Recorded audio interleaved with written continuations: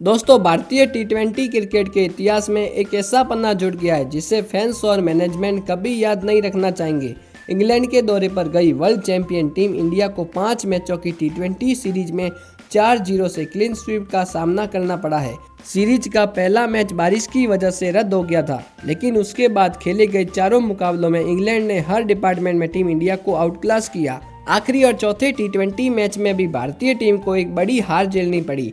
इस सीरीज में मुख्य बल्लेबाजों को आराम देकर नए चेहरों को आजमाया गया था, लेकिन श्रेयस अय्यर की कप्तानी और हेड कोच गौतम गंभीर की रणनीति पर अब कई गंभीर सवाल खड़े हो गए हैं। आखिर इस करारी हार की मुख्य वजह क्या क्या रही है, आइए आंकड़ों के साथ समझते हैं। चौथे टी20 मैच में इंग्लैंड ने पहले बल्लेबाजी करते हुए 20 ओवरों में 257 रनों का एक विशाल स्कोर खड़ा कर दिया। इस सीरीज में जहां इंग्लिश बल्लेबाज संघर्ष कर रहे थे, वहीं भारतीय गेंदबाजों की दिशाहीन गेंदबाजी ने उन्हें खुलकर खेलने का मौका दिया। अगर आंकड़ों पर नजर डालें तो भारत के सबसे अनुभवी स्पिनर अक्षर पटेल ने अपने 4 ओवरों में 63 रन लुटाई। उनकी गेंदों में ना तो कोई टर्न दिखा और ना ही कोई लेंथ पर कंट्रोल। कप्तान श्रेयस अय्यर का डेथ ओवर्स में शिवम दुबे को 18वां और 19वां ओवर सौंपने का फैसला भी पूरी तरह गलत साबित हुआ। शिवम दुबे ने एक ही ओवर में 22 रन खर्च किए। टी20 फॉर्मेट में जहां वेरिएशन और स्पीड की जरूरत होती है, वहां दुबे की लाइन लेंथ पूरी तरह बिखरी हुई नजर आई। इस सीरीज में आईपीएल और घरेलू क्रिकेट के परफॉर्मेंस को मौका दिया गया था, लेकिन इंटरनेशनल लेवल का दबाव वो नहीं झेल पाई। प्रिंस यादव, जिनसे काफ़ी उम्मीदें थी, उन्होंने अपने 4 ओवरों में 60 रन दे डाले। वही टीम इंडिया पिछले 10-11 सालों से हार्दिक पांड्या की एक परफेक्ट बैकअप या विकल्प की तलाश में है। नीतीश कुमार रेड्डी के बाद इस सीरीज में सूर्यवंशी हेगड़े को आजमाया गया था, लेकिन उनका प्रदर्शन भी निराशाजनक रहा। उन्होंने 3 ओवरों में 39 रन दिए। उनकी शॉर्ट बॉल्स और स्लोअर गेंदें इंग्लैंड के बल्लेबाजों के लिए काफी आसान साबित हुई। गेंदबाजी में स्पीड, बाउंस और यॉर्कर की भारी कमी साफ दिखाई दी।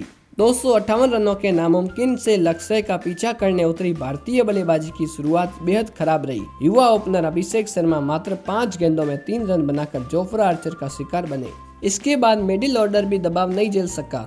संजू सैमसन ने जरूर 14 गेंदों में 27 रनों की एक छोटी सी पारी खेली, लेकिन वो टीम इंडिया को संकट से नहीं निकल पाई। श्रेयस अय्यर खुद बड़ी पारी खेलने में नाकाम रहे। ईशान किशन ने अंत में कुछ आक्रामक शॉट्स खेलकर टीम के स्कोर को थोड़ा आगे बढ़ाया, लेकिन अब तक मैच पूरी तरह भारत के हाथ से निकल चुका था।